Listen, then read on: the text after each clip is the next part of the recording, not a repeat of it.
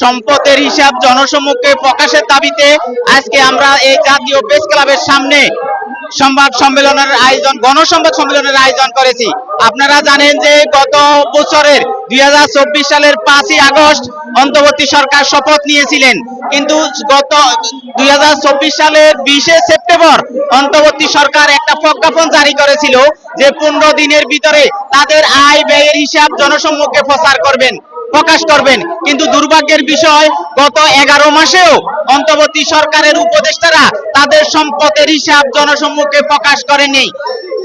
উপদেষ্টাদের সম্পদের হিসাব প্রকাশ করার জন্য আমি গত নভেম্বর মাসে প্রধান উপদেষ্টা বরাবর একটা স্মারকলিপি দিয়েছিলাম। তারপর আমি মহামান্য রাষ্ট্রপতিকে একটা স্মারকলিপি দিয়েছিলাম।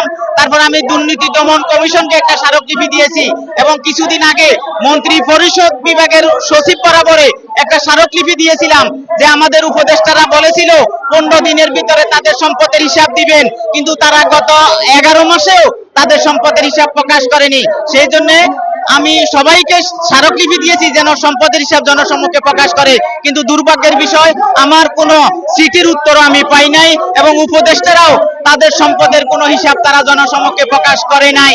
সেই জন্য আজকে আমরা এই গণসংবাদ সম্মেলনের আয়োজন করেছি। আপনারা জানেন উপদেষ্টারা বলছে যে তারা দেশের সংস্কার করবেন, কিন্তু তারা যে নিজেরা যে একটা হিসাব দেওয়ার জন্য একটা প্রজ্ঞাপন জারি করেছিলেন, সেই প্রজ্ঞাপনেরই তারা কিন্তু সেটার জবাবদিহিতা করতেছে না। তাহলে সংস্কার করলে সেই সংস্কার জাতির কোন উপকারে আসবে এটা জাতি মনে করছে না। আর আপনারা জানেন যে উপদেষ্টাদের পিএসএরা শত শত কোটি টাকা তারা দুর্নীতি করতেছে। এখন জনগণ বলতেছে যদি উপদেষ্টারা পিএসএরা যদি শত কোটি টাকার মালিক হয়, তাহলে উপদেষ্টারা কত হাজার কোটি টাকার মালিক হয়েছেন।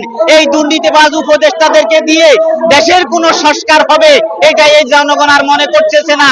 কারণ ভোট তো আরো পরের কথা, সংস্কার তো আরো পরের কথা, কিন্তু তারা নিজেরাই তাদের নিজেদের স্বচ্ছতা তারা জাতির কাছে প্রকাশ করতে পারেন নাই।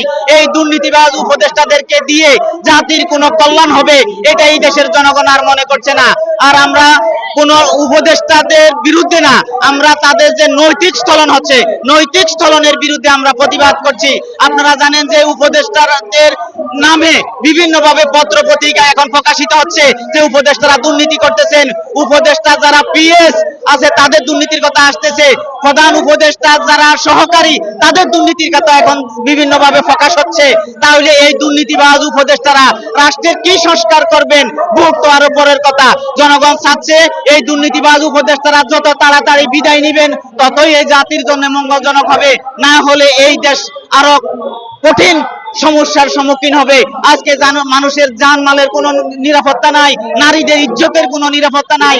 এই দেশের স্বাধীনতার সার্বভৌমত্ব নানাভাবে তারা এই অন্তর্বর্তী সরকার উপদেষ্টারা বিতর্কিত করছেন। এই অন্তর্বর্তী সরকার গত 11 মাসে একটা জায়গায় তারা সফল হয়েছেন যে এই দেশের স্বাধীনতাকে, এই দেশের মুক্তিযুদ্ধকে তারা নানাভাবে বিতর্কিত করেছেন এবং খাটো করার জন্য তারা প্রতিনিয়তই অসংলগ্ন বক্তৃতা দিয়ে যাচ্ছেন। সেই জন্য আমরা চাই যে উপদেষ্টারা অনতি বিলম্বে তাদের সম্পদের হিসাব জাতির সামনে প্রকাশ করুন, না হলে অনতি বিলম্বে পদত্যাগ করুন, না হলে বাংলাদেশের জনগণ এই দুর্নীতিবাজ উপদেষ্টাদের পদত্যাগের দাবিতে রাস্তায় নামবে। সেই জন্য আমরা আজকের এই মানববন্ধনের আয়োজন করেছি।